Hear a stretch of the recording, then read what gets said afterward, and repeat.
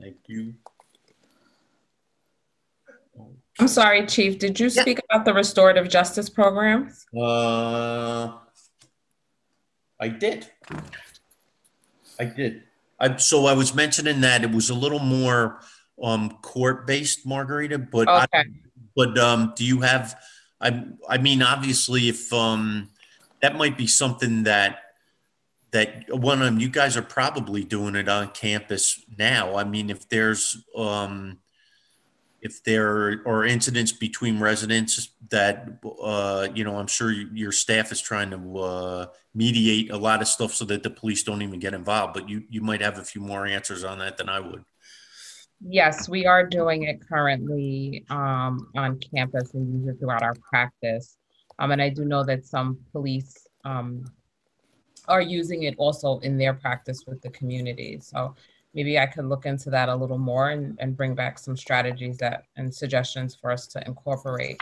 I'm also a trained restorative justice facilitator. Oh, So great. um, and we have several on campus, so we could probably work together to bring a training together and implement some strategies. So in your experience, Margarita, is that do you think that's in lieu, instead of the police getting involved, or in addition, even when there might be an arrest made, because maybe that's something the court's interested in. Obviously, the our court is limited. They can basically incarcerate somebody. They can send them for task if there's substance abuse involved. And I think even a family court is kind of, maybe limited, but that sounds like a potentially really good program so that we don't have to become involved on campus, which is, we're let you guys do your thing up there and because you're trained for it. Right. I'm not speaking solely just for campus, more community intervention with the police and those who experienced police in the community.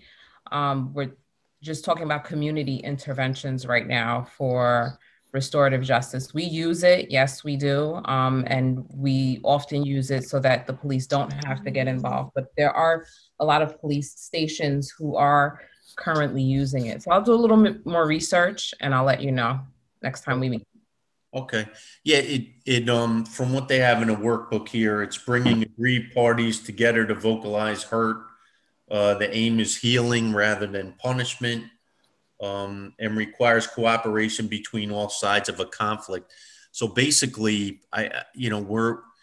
we haven't been in a position where we bring a victim together with a defendant and try to work it out. So, either someone wants to pursue a charge and then we facilitate that by doing investigation and so usually we don't get involved on that end of it. Is that somewhere we could go? I'd definitely be interested in hearing, if other agencies are using something like that. Yeah, that's more of the kind of what we call circles and meeting together, but there are other aspects of restorative justice that can be certainly very beneficial. Oh, Okay, so yeah. next time we meet, I'll bring some research. Okay, that'd be great. I'm gonna just make a note here. Okay. Um, okay. Community-based outreach uh, and violence interruption programs. Um, so there's certain programs in where they have it. It's a snug program they call it, and it's working to curb violence by working with high risk individuals and connecting them with services, programs, and other community engagement initiatives so as to interrupt the cycle of crime. Um, we're not usually dealing with, I mean, it might be something that we could work along the same lines as what Margarita was saying, on campus.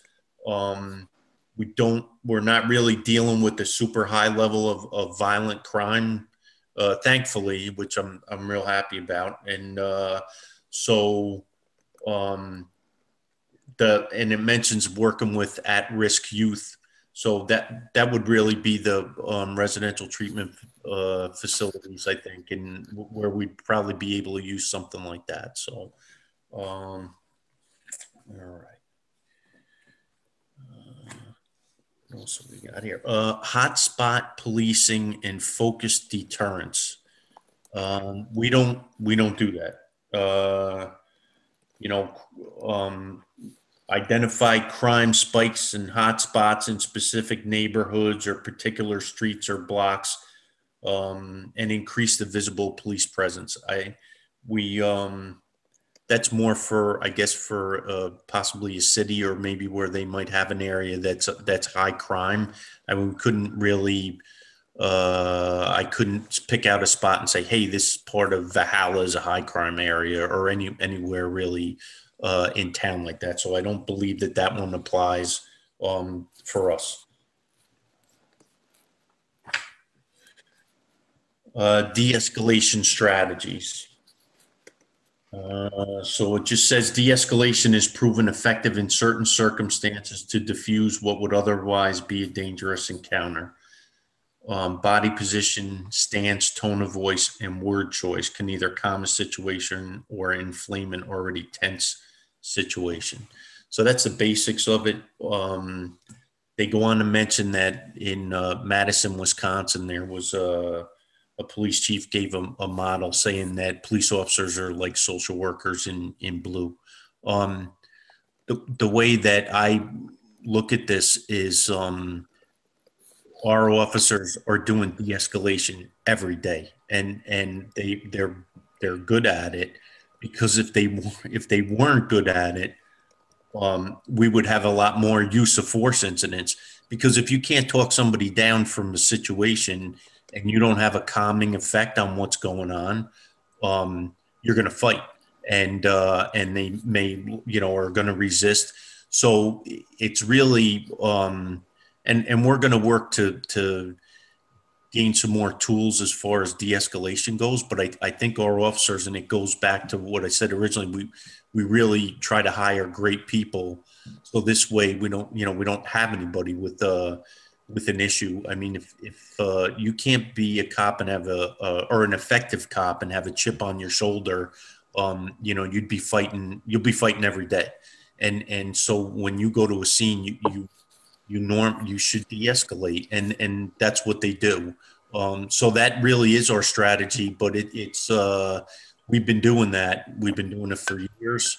And we'll look to get better at it. But I got to tell you, the fact that we rarely have to use force is is a good thing.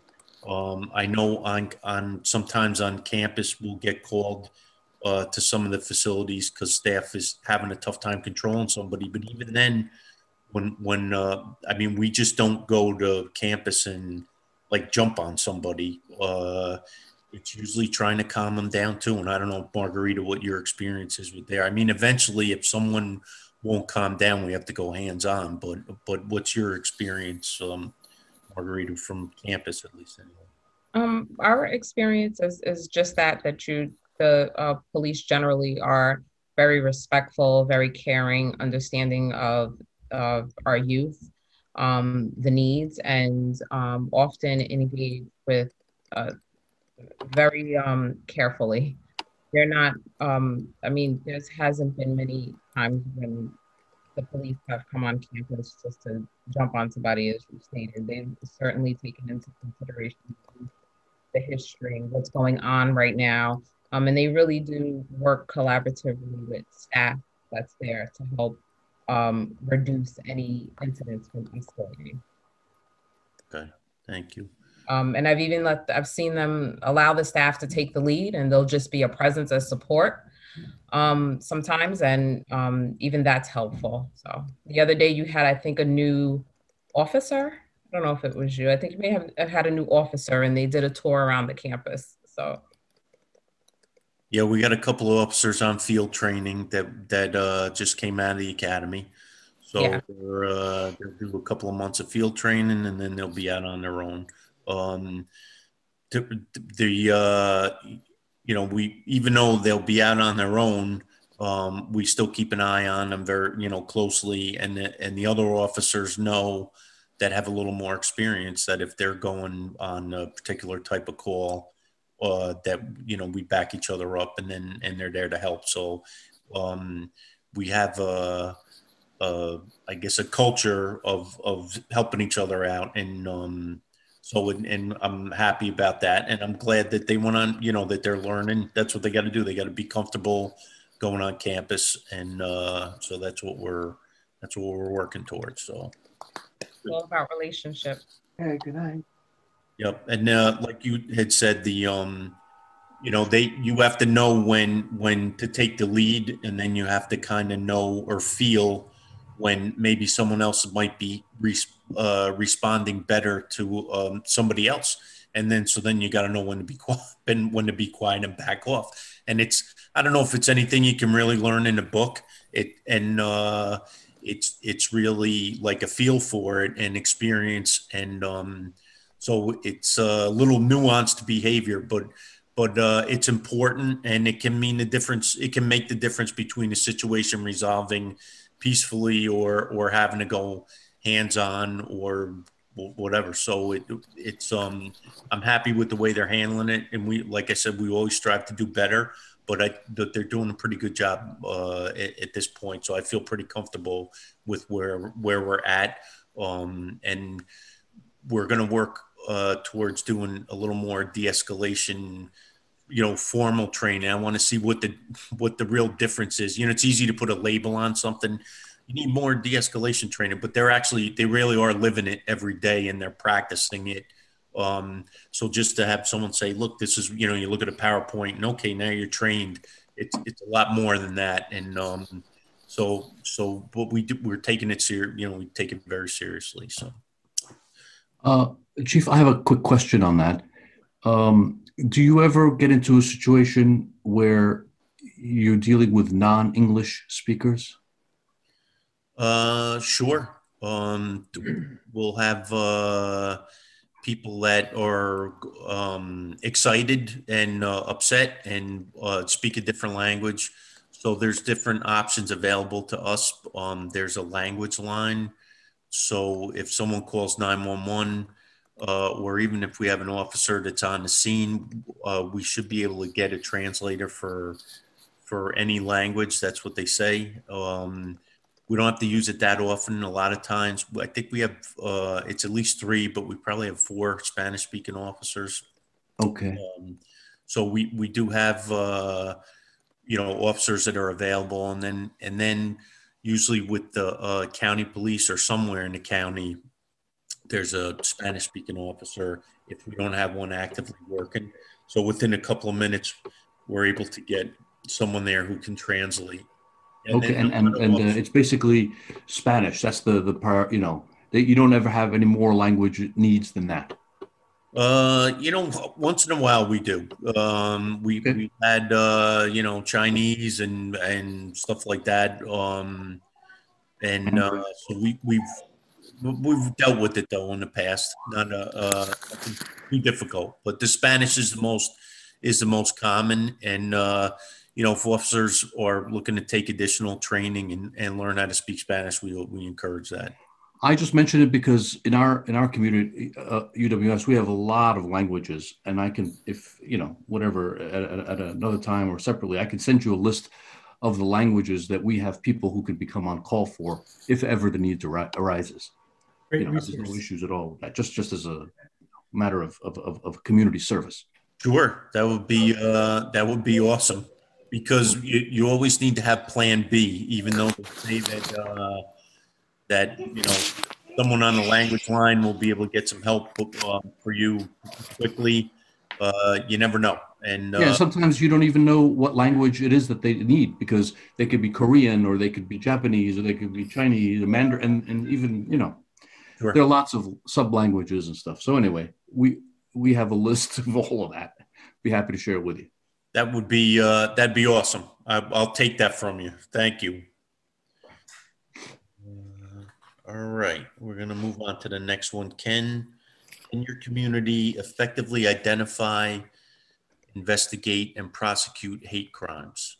I get, occasionally we'll get a hate crime. We had uh, some graffiti done. Lieutenant, what was that, about a month ago? Yeah, in one of our commercial properties, we had swastikas and other hate language graffitied on some walls and vehicles. So, So the lieutenant set up a detail, and we were checking this property multiple times. And then how did we come upon that arrest there, Lieutenant? Was it patrol, did it? yep, patrol observed the vehicle coming out of the location where we've been having a problem. And the car was going the other way. He grabbed the plate and then went in to check the property. And sure enough, he located damage and then traced the plate, followed up, located the registered owner, and through investigation, made an arrest. So we take, whether it's religious stuff like or anything with the swastika, or just people that are at, in a group that might be picked on. We take that stuff seriously. And like we did prosecute this person. I don't believe that he went for the doing the swastika stuff, but it depends. I'm not sure if we have enough evidence there to charge him with that, but he was definitely charged with criminal mischief. But we do. It happens. It doesn't happen often here, but we're prepared to deal with it if we're not going to shy away from it. If the crime fits a hate crime, we're aware of it and we'll prosecute it as a hate crime. Recently, there were some racist stickers being placed on signs in Sleepy Hollow. I don't know if you guys know about that or if it was within the town. So there's I was in contact with Chief Bowetti from Sleepy Hollow, and in Sleepy Hollow and in Tarrytown, they had some stickers put on the back of stop signs and one out in front of their police building. It said Patriot Front, and they're a group. Another meeting I was on discussed it. It was a day or two ago. And the Real-Time Crime Center in Westchester County was doing a little more background on the group itself and trying to determine what they were up to. But I guess there was some,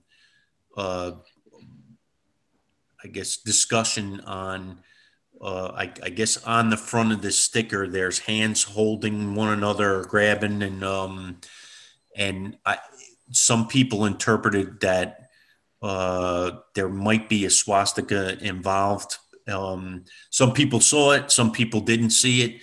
So they were looking at it like it may actually have something like that on it. So they were taking it seriously. I am aware of that.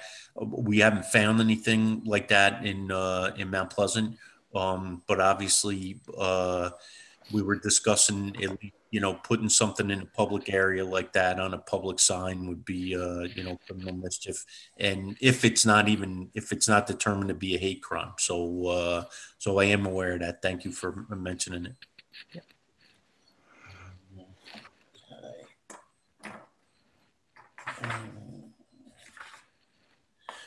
You know what, Mr. DiPaolo, can you bump us up to the next slide, please?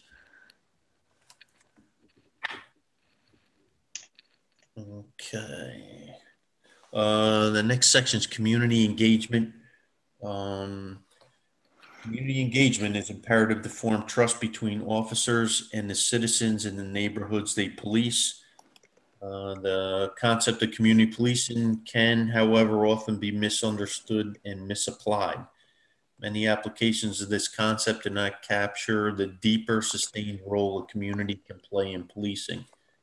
Community-oriented policing seeks to address the causes of crime and reduce fear of social disorder through problem-solving strategies and police community partnerships. Community outreach plans. A number of law enforcement agencies develop plans for institutionalizing community engagement. What we try to do, I mean, I guess you could call the DARE program, and we do go to the schools and we'll talk about Halloween safety, and we do things at the schools. In addition to that, I try to reach out personally to different clergy from the different faiths, just so that they know who I am in the event there's something comes up. So I try to stay in contact. There's a lot of different groups, but a lot of people have my cell phone number, and I try to be as accessible as possible. In addition, my feeling is that really it's each individual officer. If you have a contact with an individual police officer and it doesn't go well, that leaves a bad taste for a person. And so they know, and I try to reiterate to them that they really are the best part of community engagement and outreach, and how they handle themselves on a call, and their professionalism.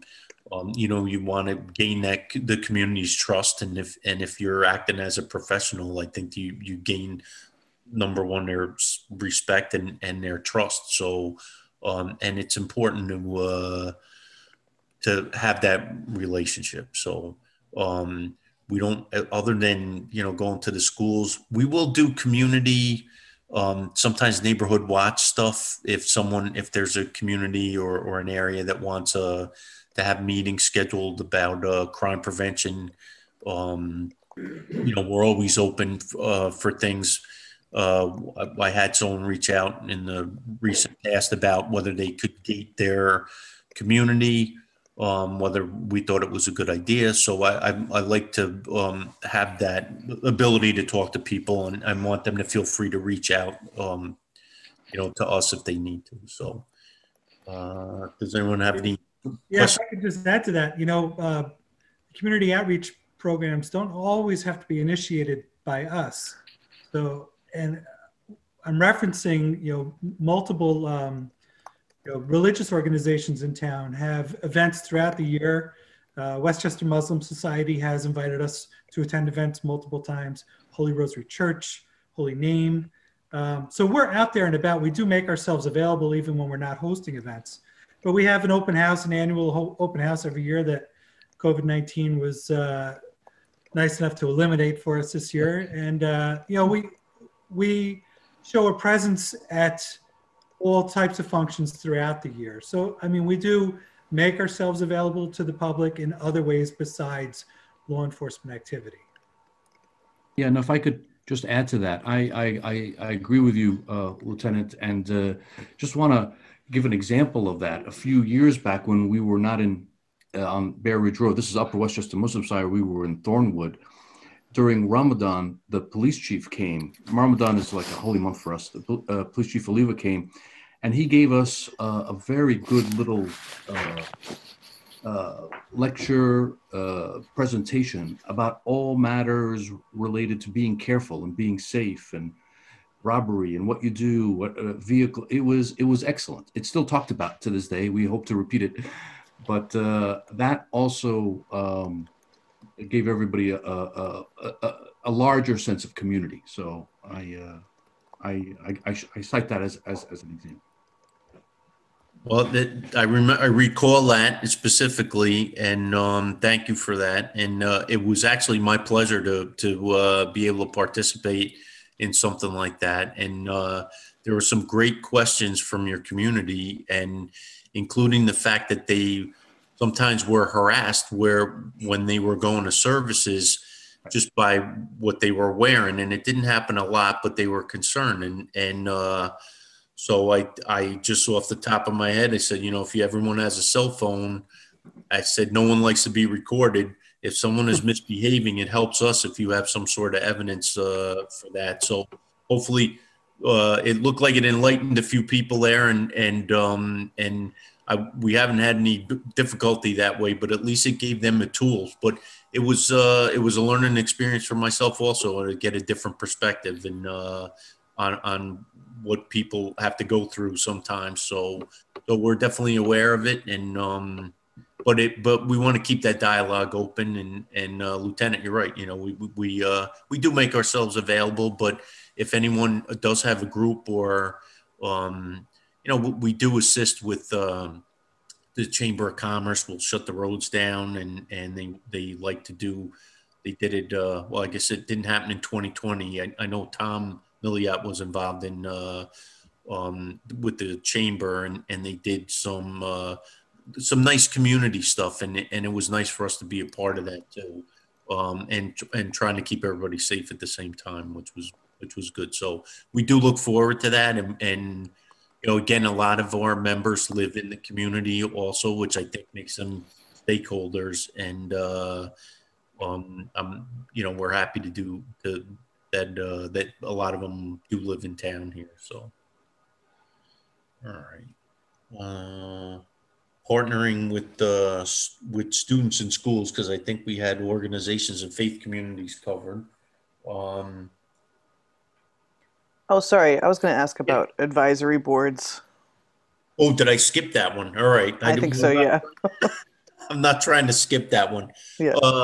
So thank you, Kelsey. So citizen advisory boards and committees. We haven't had anything like that. Again, we're open. You know, we're open to exploring something like that. But when I say we're open, you know, if someone has comments, we're happy to take it. So, you know, sometimes committees and advisory boards can be. And I appreciate everyone's time, and I know you value your everyone values their time, but maybe this is something that that we could do on a, you know, semi-annual basis or something, or quarterly, where if just make an open forum for people to make comment instead of maybe leaving it to a few people on an advisory board. I don't know. What do you think about that, Kelsey? You like that idea? I do. I am enjoying the process that we're currently engaged in, and I would hate for it to never happen again. You know what I mean? And like, of course, you don't want to do this all the time, but to engage a group of people in the community who care about this stuff, and to sort of go through things and see how y'all are doing, and, you know, give input on that, I think is great. And, you know, something like we had talked about doing the survey, that kind of thing, maybe, you know, an annual thing of that sort. Okay. But I know some communities have citizen advisory boards that meet weekly because they deal with complaints weekly because they're a big city, you know. But it doesn't seem like that sort of thing is needed here. And yeah, but I would hate to see us do all this and then just like, bye. Right. You guys go off there and citizens go off there. Well, we really, the police get their power from the community and the citizens, and you know, if people don't, you know, we need people's help, and we do engage them. You know, we can't be everywhere, and so we depend on the community a lot to feel comfortable enough to call us to report things or let us know if something isn't right or something's suspicious. So it makes sense that, you know, if someone had ideas, I always, I like to say that I know I'm not the smartest guy in the room when I walk into a room, and that, you know, some people have great ideas, and so you know, if someone's got a real good idea, you give them credit for it, and then you take it on board, and then you do something about it. So, I agree with you. I think that probably, you know, to have something, you know, weekly or monthly even might be a lot, but I do like the idea of maybe doing something either semi-annually or annually or something where people have an opportunity to speak out. I know at town board meetings, there's an open session part of it, but it's not really directed towards the police. So maybe we could do our own thing and have a meeting, where people are able to speak out and just give ideas and, constructive criticism or comments or whatever they might want to do. So I like that.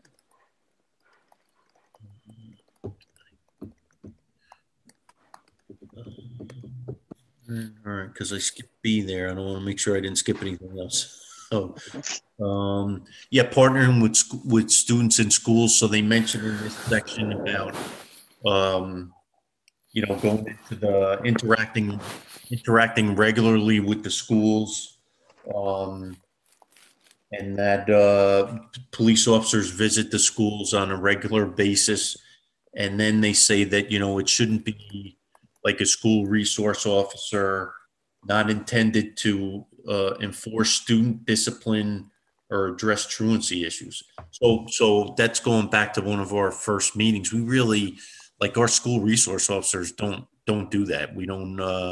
So it is more of trying to develop that partnership and rapport with students and staff. So this way, they feel comfortable with us and in either a mentoring way where if we can, mentor some students or at least have that relationship, we don't want them to be afraid of the police. And then from a recruiting standpoint, we want good people and we want people to, respect law enforcement and want to be engage in a career in law enforcement. So there's some different reasons, but again, I know we spoke about it before about we don't, last thing we want to do is arrest somebody, take somebody to custody in school. It's traumatic for a student. Everybody has phones and video camera will be posted and, we don't like that. We don't want to do that unless there's an emergency and we have to do it. We're not going to do it. And it's more of establishing a relationship, in the school building with the kids. So. Chief, it's Michael Kunzio. What was that program they had? I remember years ago, Lieutenant Greenberg had like, I don't know if it was like a high school student, like the Explorer program or some kind of training program. Do they still do that sort of thing? So as the lieutenant mentioned before, pre-COVID, we were doing an police explorer program, and matter of fact, one of our new hires that is on field training now was one of our police explorers, and so it is a program that we were doing, and they actually assisted us, and they were good. They assisted us with traffic, on holidays when there were parades, and they were well trained. There was something at Pace University where it was like a regular police academy, and I think they did our people did pretty well with their training. So that's something that we'd like to continue, and once we get past this pandemic, hopefully we can resume that. Thanks, Chief. No problem. Okay. Let's see if I could have the next slide there, Mr. DiPaolo. All right. Police community reconciliation. Police community reconciliation process seeks to improve strained relationships between the police and communities of color. I think we are. I don't think we have a specific problem there. I did. Everyone is. I did send out the stats on our arrests, and I think we're in a pretty good spot there. I know that. I mean, I would like, in a perfect world, I'd like to be able to go on campus and maybe work with to not that we have a bad relationship with the facilities. I think we have a great relationship with the facilities, and we have a common goal in trying to help the staff, keep the campus safe for everybody, and to try to make the experience for some of these challenged and unfortunate situations that these young people have gone through and end up where they're placed at the facility. So I think our people are sympathetic to that. I don't so, and again, for staff, some of the residents can be very challenging, and that's why they call the police. So we're always trying to do that, and it goes with de-escalation and the other stuff. So I don't think we really have a rift in the community per se that we have to heal at this point, but it's something that I don't think we have strained relations with any particular group, but if anyone has comment on that, or maybe we do, and I'm not aware of it, but I think we're in pretty good shape. All right. Attention to marginalized communities. So they mentioned your department may need to devote special training and management attention to interaction with marginalized communities. They mentioned limited English proficiency citizens. So we have there are areas where there are people that's Spanish speaking. We do have some Spanish speaking officers. We don't have any particular issue with that community. Citizens with communication disabilities. There are quite a few people in town that live in town that are on the autism spectrum, and sometimes most of them live with their parents, and when the parents who actually know the triggers for what set them off and what calms them down, when the parents call us because they're having a difficult time, our officers are sympathetic and assist the parents. So persons with disabilities, we also have some residential homes that have people with autism or other disabilities that live in residential neighborhoods, and sometimes we'll go on a regular basis and assist staff there. So we're pretty, we're doing okay there. We don't really get complaints out of that. Let's see. And then it mentions immigrant communities, but the same thing with, we don't. The governor passed a rule in 2017 prohibiting officials from disclosing a person's immigration status to federal authorities. So normally we don't. It's not like we're hunting people down that are undocumented and turning them over to federal authorities. We don't do that. If if someone, we want immigrant communities to trust us and come forward. The last thing we want them to be is victims of crimes and then not feel comfortable because they feel that they're going to, be turned over and deported or anything. If they're a victim of crime, they're a victim of crime, and that's how we treat them. If they're a defendant, then we're going to treat them, similarly as we would anybody else. And we don't, discriminate against them because of their immigration status. Anyone have any questions on that one? Okay. The last part in this section says involving youth in discussions on the role of law enforcement agencies. So one of the things that Police Explorer program did was I know they had some healthy discussions with the officers that were involved in, and ask questions and of the police, and it was like a back and forth. It wasn't just the police officers teaching them things, so it gave us a good opportunity to have discussions with youth, and then that's also the purpose uh, of having the SROs visiting the schools, because they're, I think, one of the toughest, and the lieutenant knows this story. I think I was chief for a short period of time, and they asked me to speak in front of a fifth grade class.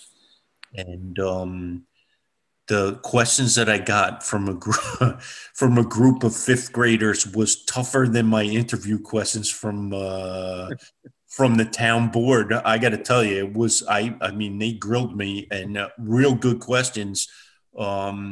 So kids are smart, and they can ask you the tough questions. And so we do things like that. We'll when we do speak to classes, and we'll take questions and have discussions with the kids. So, all right.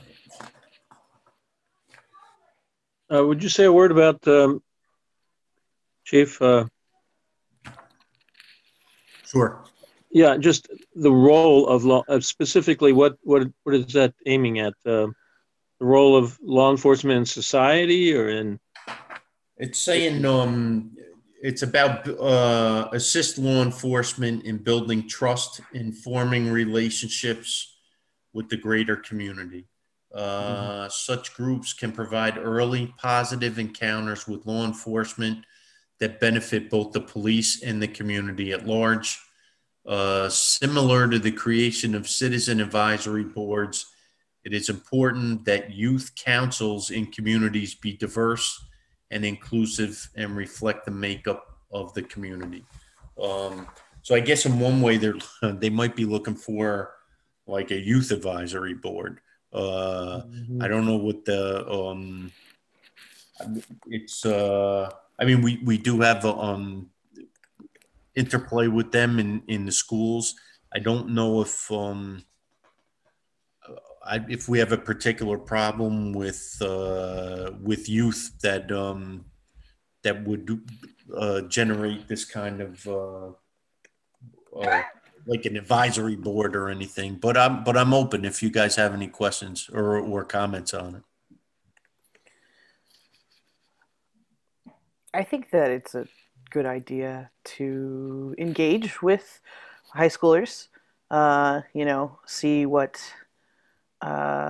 because right now we're living in a world in which the relationship is pretty broken. And I would say more so for that generation than many generations before, the relationship of police to community.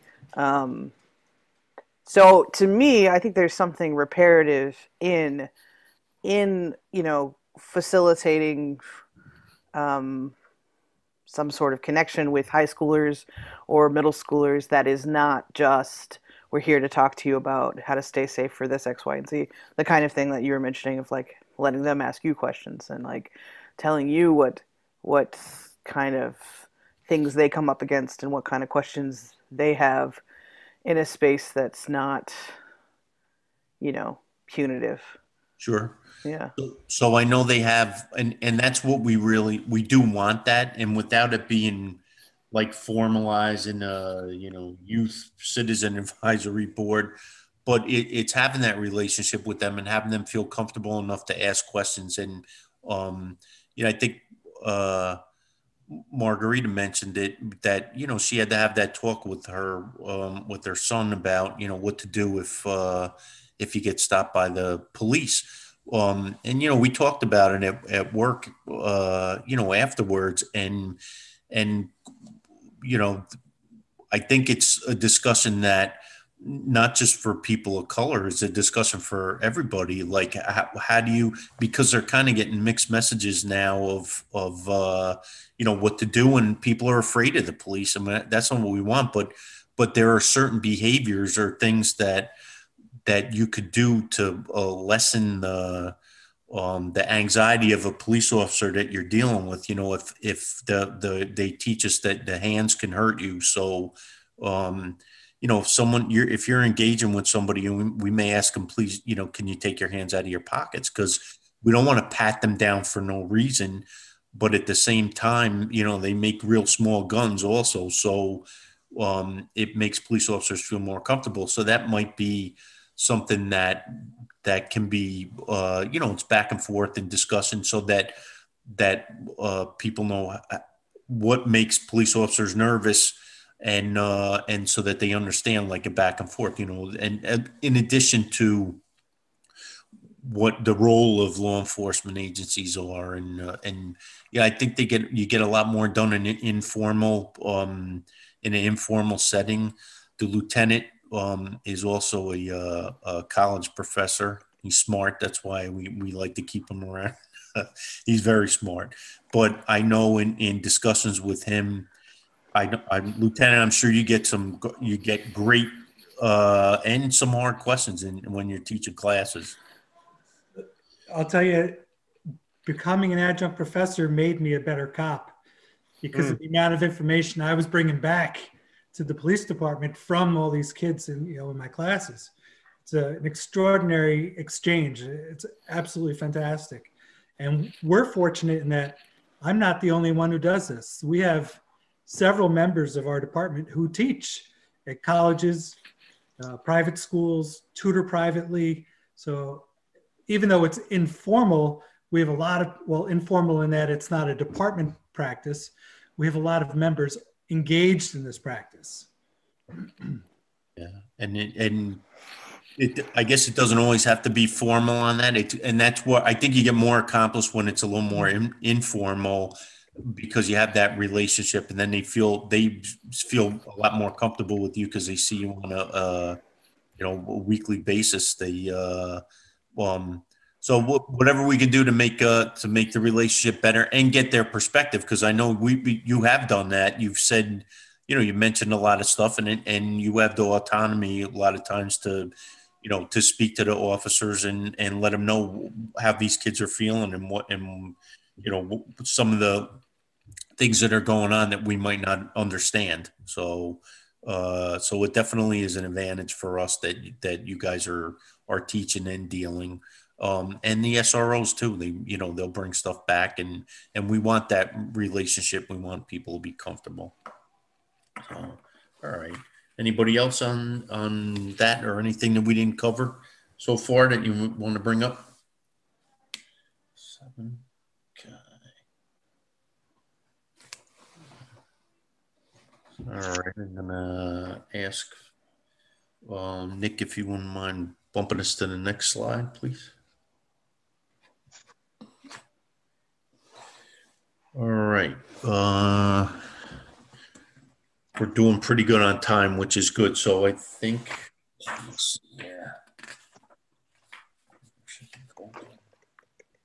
doing pretty good. Okay. So fostering community-oriented leadership, culture, and accountability. Reforms cannot succeed or be sustained without commitment from strong, effective leadership.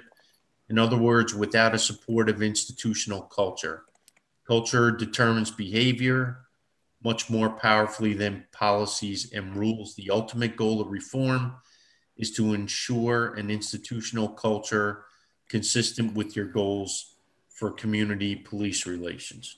Accountability is essential for strong culture and for mutual trust between community and police. Your department must engage in meaningful review of officer conduct, including use of force, give community confidence that misconduct is identified and the conduct is appropriately addressed. In developing your plan, consider whether improvements are needed in your leadership selection process, community oversight structures, accountability mechanisms, or other efforts to shape and maintain healthy, productive institutional culture. All right, so leadership and culture. Is your leadership selection process designed to produce the police community relationship you want? I would say that, you know, the fact that, let me explain the process. So to become police chief or even any rank above patrolman other than detective, which is an appointed position, you have to take an exam.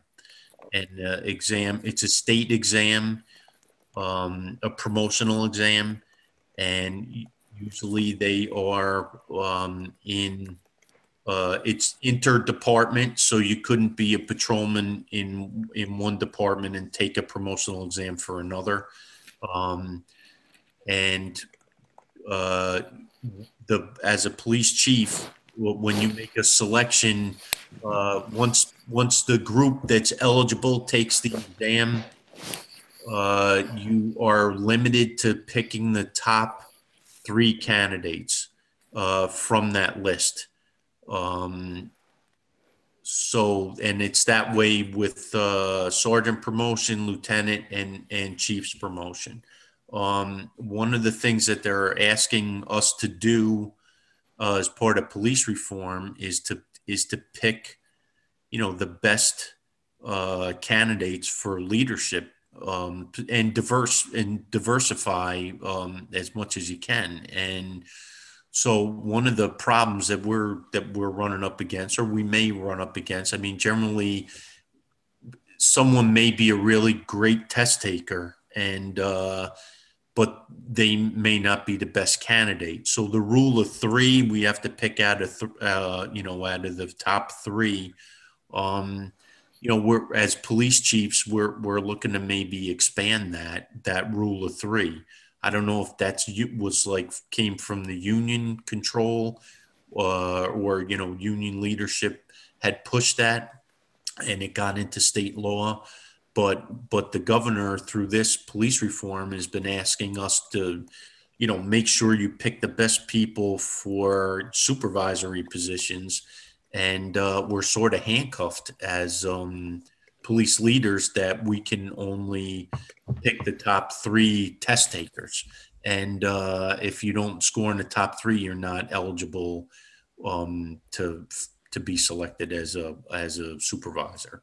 So it's one of the things that we'd like the legislature to look at, to maybe give us a little bit more leeway, because we don't, you know, we would like the leeway to be able to do that. We want well-rounded people, you know, and good people that know how to communicate. And so, like I said, sometimes your best test takers may not be the best candidate. Now, that being said, and I've said multiple times that we have real smart people here, but the lieutenant can attest that when our people take an exam, they usually score in the, you know, we're usually in the 90s, and we're probably some of the highest scores of all the police exams, you know, countywide. Our officers, you know, in order to get promoted, you got to score in the mid 90s, or at least a 90, in order to even, because we got people that are doing that well. And so I don't know, Lieutenant, you got anything to add to that? I believe the 2 recent promotions to sergeant both scored above 95 or 95. Yeah. And they were not the most recent promotions, so they weren't the top of the list initially. They were the top of the list now. So yeah, we're producing really smart people who, you know supervisory practice. They know the penal law, they know the CPL, they know a lot of stuff. So traditionally, you know, picking the best candidate, it's really the best of the best. You know, who's going to be the most well-rounded and most well-received by the people they have to supervise. Exactly. Okay. Does your officer evaluation structure help advance your policing goals? So one of the, we had mentioned in a previous meeting, we don't have quotas like, but tickets and arrests were one of the few tangible things that that we as supervisors would look at in making an evaluation of an officer, at least as far as their activity. If you, I'm sure you folks have driving experience a lot, and that you, in just your normal driving throughout the day, see people do, traffic violations, and they're like, "Holy cow, where's a cop when you need one?" And so what we're looking to do is, obviously, if an officer's out on patrol and he sees an egregious violation or a violation, and we encourage them to give verbal warnings, and they don't have to give everybody a ticket. But if a ticket's deserved, we want them, and that's how they choose to do enforcement. We would encourage that. But that shouldn't be the only, way that an officer is evaluated. So one of the things I had asked the lieutenant to do was look at our evaluation process. And I think part of it was because we had particular supervisors assigned to evaluate officers, and they didn't have frequent contact with them because of mutual swaps, we call it, where it might work out for an officer to work a particular shift. We don't have steady shifts. But if you find an officer that is amenable to switching a shift with you on a regular basis, you might be able to work evenings all the time if you prefer. But from an evaluation process, that it made it difficult for certain supervisors to try to evaluate. So the lieutenant actually came up with a great idea. So when we do our evaluations, he brings all of the first line supervisors together, and they'll discuss each officer one at a time, and then come up with the rating. And that kind of helps because we all have different, I guess, I want to say not opinions, but you might have a different threshold, or something might be a little more near and dear to your heart, or you might be more sensitive to something. So it kind of evens out the evaluation process. I don't know, Lieutenant, you have anything to add to that? No, you pretty much covered it there, Chief. Okay. Paul, can I ask a follow-up question? Sure. When you stop someone for a traffic violation and you issue a warning, does that get documented? So we have written warnings. You can give a verbal warning, or you can give a written warning. We used to keep a file on the written warnings that lasted about a year, and it didn't go anywhere else other than our department. So if an officer had stopped somebody and wanted to check our internal record to see if there was a previous written warning, then we could do that. But I don't know if we've done that in a while. Lieutenant, you might be able to tell better than I would whether we're still doing that or not. Yeah, there aren't too many officers who are giving out written warnings, but Tom, there is a record in that when an officer is making a traffic stop, he's required to report it or call it out over the radio so that dispatch is aware. He'll call out the vehicle plate and his location. And when he does that, a blotter entry is made, a record of the police activity. So the driver's information may not necessarily be added to that record, but the license plate will be. So there is technically a record, and obviously with the license plate information, we could go back later if we needed to identify somebody, but that does not always happen. I just ask because obviously you have a lot of patrol officers, and if a particular person would be driving around town causing grief and doesn't get stopped by the same officer, perhaps that person should eventually be given a violation. So it's funny. I've stopped people and given plenty of verbal warnings in the day, and I tell them that, I will see you again because we'll cross paths again, especially if you're on bad behavior with your driving.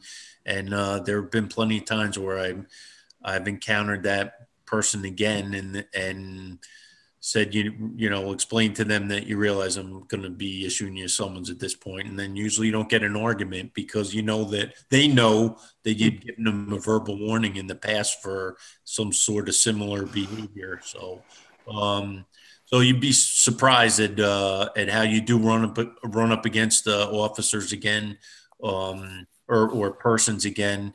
And then that's one of the benefits. I mean, if someone really is a problem, and they're identified, if it's someone that's younger, that's driving and lives home with their parents and is using their parents' car, it's not above us to make a visit to the house and have a chat with the parents and just explain to them, what's going on. If that corrects the behavior, then that's, we're happy we've done it, and we will do it. This way it's not just, I think sometimes that can be more effective than a ticket anyway. So, but there's different ways to handle it. But the most important thing is officers have discretion. And so if there is bad behavior, normally we conduct a roll call. And one of the things at roll call is if there's, it's communication, exchange of ideas between officers and information. And so if someone is a particular problem or did something dangerous and maybe they got a warning for it the first time, the word usually gets around. So, but that's usually how they handle it. Can I follow up on that? Oh, sorry. Go ahead. You mentioned roll call. Yes. And I don't know enough about the inner workings of the department, but I would see that as a great way to kind of put out I thought of the day as far as training and do's and don'ts. Does that happen at roll calls? It certainly does. And the lieutenant's taking the lead on that. He's actively involved with our policy manual and digitizing it. And he's up on him and I both, and I know that he's up on it because a lot of times I'll get the same emails and he'll forward it to me. Part of my job and with his help is to understand the changes that are coming down the road, the law changes, and it's not necessarily even the law changes. It's court decisions. So, just off the top of my head, a few years ago, one of the courts, and a district court and a federal district court, and I think it was in North Carolina, if I have it right, they determined that each application of a shock from the taser is a separate use of force. And it was never determined that way, and no one really looked at it. But it was something that if I remember correctly, I saw it, and the lieutenant sent it to me. Hey, did you see this? And so a lot of times we're back and forth, and then it's our job to pass it on to the officers so that they understand, what the latest court decisions are out there, because we don't want to be violating anybody's civil rights, and we want them to have the best training and the best information. So we're constantly watching out for stuff like that. And this roll call is an opportunity to pass that information on. So we definitely, we use it for that. It was something that it had been suspended prior to us being promoted for years, and they weren't doing it, and they thought that emails were the way to go and that would suffice. But and it was one of the things when I became chief that I was intent on bringing back, because that face-to-face interaction between officers and the opportunity for training was lacking there. So we brought it back. It's probably it's got to be 4 years, Lieutenant, maybe 4 years, Yeah, give or take 6 months. Yeah. Yeah. So it was something, and the reason why I didn't bring it back sooner was that to have officers come in 10 minutes early and stay 10 minutes later, if it was roll call, it was a negotiable item in the contract. So we kind of had to wait for the contract with the PBA to expire, and it was one of the things that we negotiated, or I had the town board negotiate in there, and it's worked out very well so far. So it's good. It's great. Nice opportunity. Chief, just a quick question.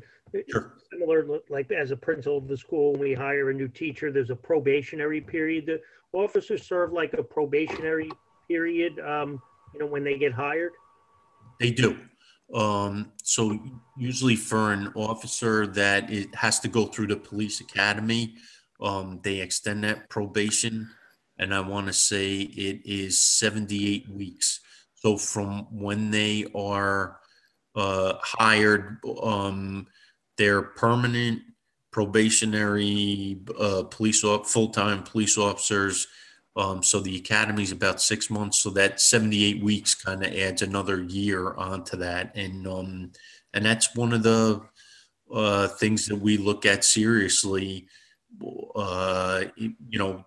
Somebody may appear like they're a good fit and that they are equipped and make it through the academy, but in fact, they may not. There might be something that comes up that they're not a good fit, and that probationary period allows us to make a decision whether they should stay or not.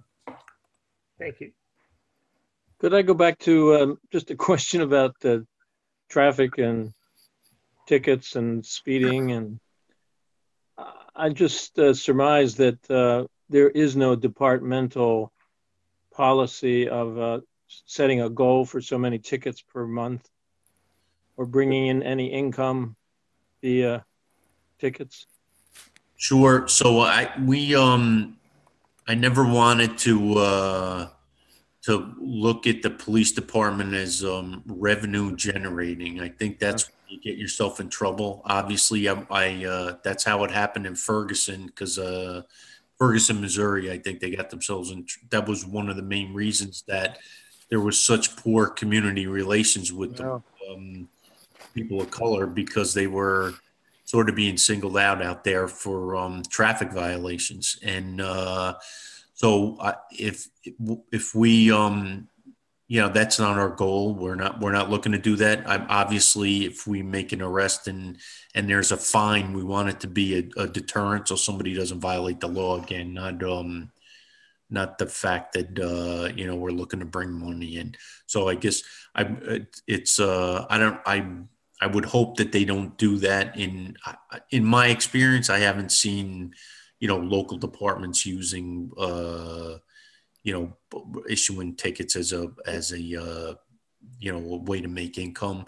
We do have a commercial vehicle team, and they have scales. We bought some scales for them, and at first,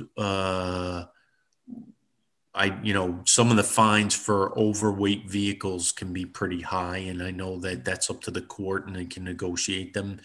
But at the same time, I realize that trucks that are way overweight and they're out there do damage to the roadways, and so it ends up costing everybody in the long run. And these professional drivers, they know that when their trucks are overweight, and if they don't, we educate them. I know the lieutenant was involved with the commercial vehicle team, so part of it is educational, and the other part was enforcement. So some of the fines on that stuff was high, but generally I know the fines were, I would imagine they were negotiated down. I know the lieutenant might be able to speak to that a little bit more than me. Yeah, I wouldn't think that the local departments would do that, but it's a common view among the population that state patrol, or like on the spring, that there's a monthly. Is there any substance to that? No. Not that I know of. Because that's how you get in trouble. And I know we even, and as I mentioned before, we were looking to use the numbers, arrest numbers and someone's numbers as sort of like a gauge of activity. But we kind of got away from that even in the last few years, because just because you're a cop that might write more tickets, doesn't mean that you're a better cop than someone who knows how to who maybe deals with persons with mental health issues, or you're real good on domestic disputes, you're really calming person. So different officers have different strengths. There definitely, that being said, there's a need for vehicle and traffic enforcement. If you guys have been out driving recently and you have been on some of the parkways, there's people are hitting it pretty hard. So there's a need for that, but we don't use it as a revenue generator. And I don't believe the state police, maybe they make money off of it, or maybe the state makes money off of the tickets, but as far as I know, they're not. State police aren't directed that they have quotas or anything like that. It's against the law, isn't it, Sean? Yeah. Quotas have been deemed illegal. I'm sorry? Quota system, or predetermined number of tickets expected from each officer, is an illegal expectation. Okay, that's good to hear. Yeah.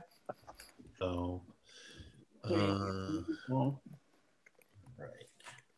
Anybody else? Any questions? All right. I'll move on to the next question there, and it's, what incentives does your department offer officers to advance policing goals?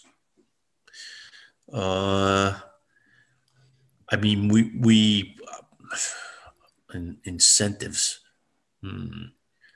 Well, can I speak to that a little bit, Chief? Yeah, I would like you to, because I'm at a loss on this one. Go ahead. So one of our greatest incentives is that we really promote training and education. And, by furthering the training and education of our cops, they can only better serve the community. So in my tenure, since I've been here, I'm here 21 years, the number of officers we have who have completed their bachelor's degrees or done master's degrees is phenomenal. I think we have 6 or 7 police officers with master's degrees now. But beyond the formal diplomas and degrees, we have, the chief has gone to the National Academy down in DC, the FBI National Academy, but we have training that is available to us, all over the state at, other agencies, other police academies, and we send officers all over the place to continue their training throughout their career.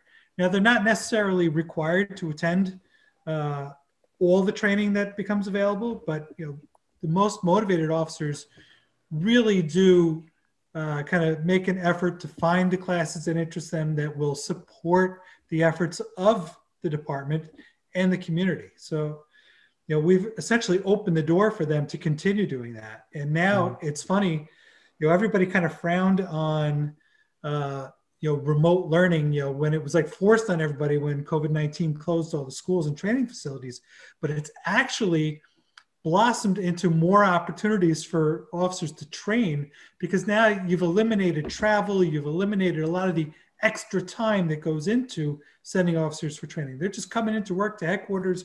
We're setting them up in a virtual environment, and they're engaged with instructors from all around the country. So it's really worked to our benefit. The other thing, now that you mentioned that, Lieutenant, was we're looking at potentially different ways of recognizing people. So we would give life-saving awards or awards for bravery and conduct,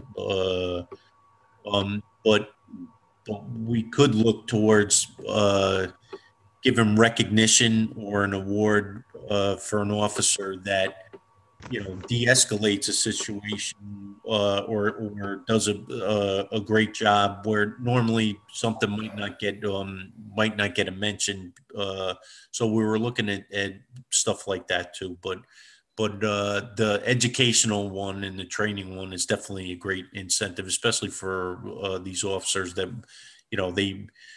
if they have if they're inclined to get a specific type of training, and they ask for it, we do whatever we can to try to get them that training.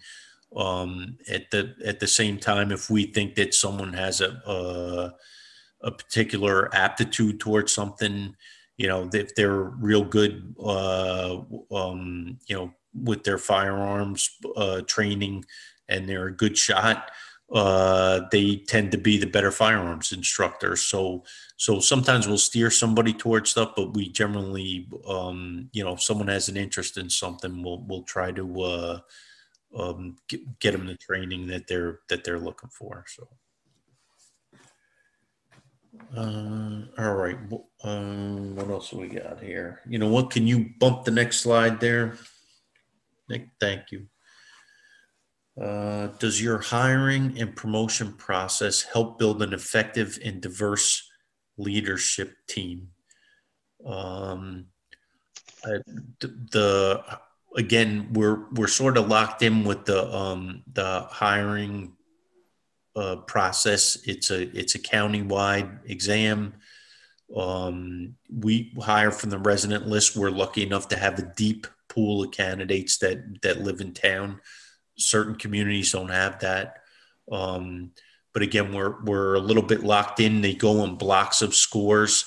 So we start at the 95s and then work our way down through the list as candidates are hired or maybe get other employment. The promotion process, we're sort of locked into the top three. But I have to say, like the lieutenant mentioned before, we have a good team because everyone is we got smart people, and you have, I think we especially the team that I have, the two lieutenants and the captain.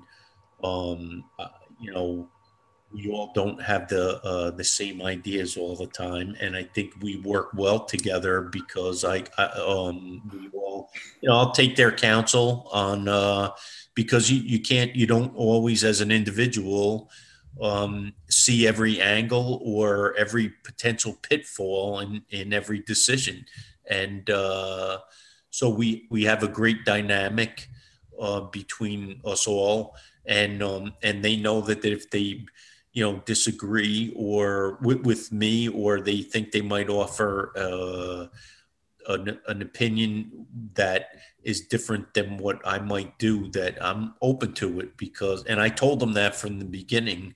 So we've developed this leadership team, and I think it works well because we all have different personalities, but I think we all work well together for the same goal. And I think I really couldn't ask for better. I really have, and so I'm happy. So the process we've used to our event, it's worked out, and we've used to our advantage. I wish it was a little more open, and again, that's something that, when I say open, I mean it would give us the leeway to maybe promote and hire on a little more diverse basis, not just what somebody's score is on an exam. So if anyone has any comment on that, I'll let you speak. All right. What is your strategy to ensure that your department's cultural norms and informal processes reflect your formal rules and policies? So I would say to that one of the, I basically, you lead by example. And, I always, and I know as the lieutenant does and the other administration, we follow the rules, and I think that we have to set an example for that. uh, and you know and as far as an informal process, uh, I think it's just being open and you know and knowing that that they're, you know, we expect a lot from our officers, but we don't expect them to be perfect. And that if you make a mistake, you got to own it. And that's how you learn. So I think that coming from me, that's the style that I have. And it's not just because I say it, you know, I know everything. I don't. And I think that kind of attitude hopefully reflects down and you know, on our officers obeying the policies that we have. The other thing is that we've changed quite a bit of our processes over the past few years, and you know, why do we do it that way? Well, because we always have, you know, and we don't do that. If someone has a better idea or we're doing something that doesn't make sense, we, you know, now being chief, and a lieutenant, we're in a position to actually make changes, and we do. And I think that part of, you know, the older culture was just, you know, you didn't make changes and shut up, kid, you know, like, but we'll you know, sometimes the great ideas come from patrol and in streamlining or making a process better. And we've done it. You know, our scheduling used to be paper scheduling, and now we have digital scheduling. Everyone can check their schedule from home, you know, on their smartphone. It saves a lot of time and effort for the command staff, as far as, you know, someone's asking for a day off. It saves paper now because they used to have to do everything on paper. There's been a lot of positive changes that we've done, and so as far as cultural norms, I mean, we want our officers to you know, to behave. You are, you know, one of the questions we ask in the interview is you know, do you as a police officer, do you believe you should be held to a higher standard? And you know, we expect them to answer yes on that, and that's what we expect. You know, you are held to a higher standard. We expect that, and so we try to you know, reflect that in our behavior and how we carry ourselves. And so, Lieutenant, anything to add to that? No, I think we're good. All right.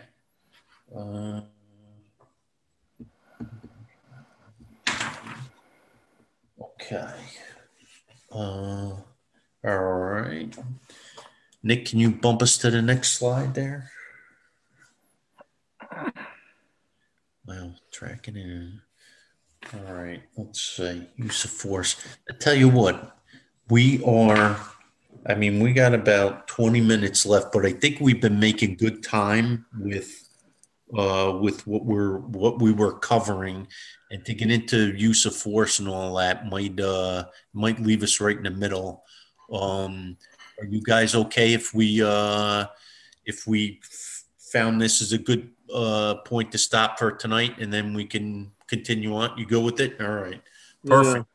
Yeah. All right. That's great. If anyone has any other comments, why don't you speak up now? Otherwise, we're scheduled for the January 13th, which is a week from today, from 6 to 8. But because I kept everybody, I feel like a school teacher, because I kept you all 15 minutes after last time, I'm gonna let you go a little earlier. But I really thank you guys for it's nice. And to Kelsey's point, when she said before, you know, it's a nice thing to it's a good opportunity, and it would be a shame if it just happened one time and then we didn't have it be, you know, like an ongoing process. So I don't want to belabor it, but at least on at least an annual basis, maybe have some sort of public forum where people can comment and you know, if they have issues, maybe it's, you know, semi-annually or whatever, but we can figure it from there. But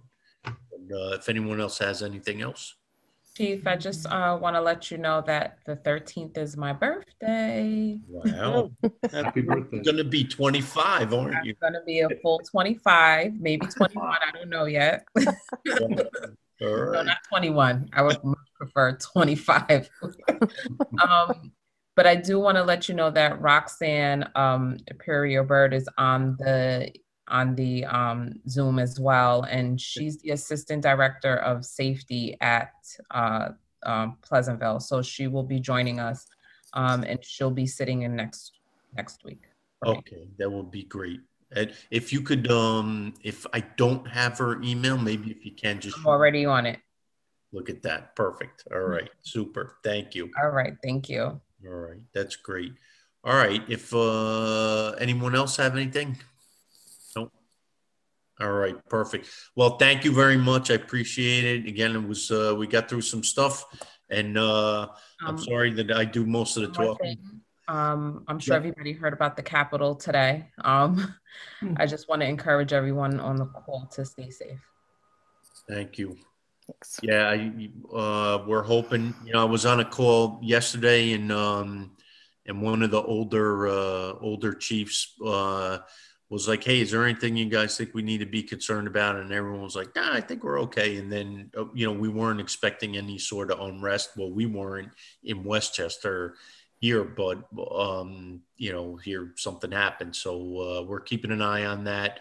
I'm sure I'm going to have an email about some sort of phone call or something, probably tomorrow, or a meeting, just so that we, you know, to keep everybody safe here in Westchester, and we'll see where it goes. So, yeah, our hope is that everybody's safe down there. I know they had one shooting incident, and I don't know all the details on it, but Yeah, she passed.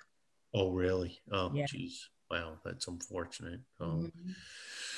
We're definitely living in some trying times here, and we're right in the middle of it. And you know, we just want everyone to have patience, and we need. I think we're missing our.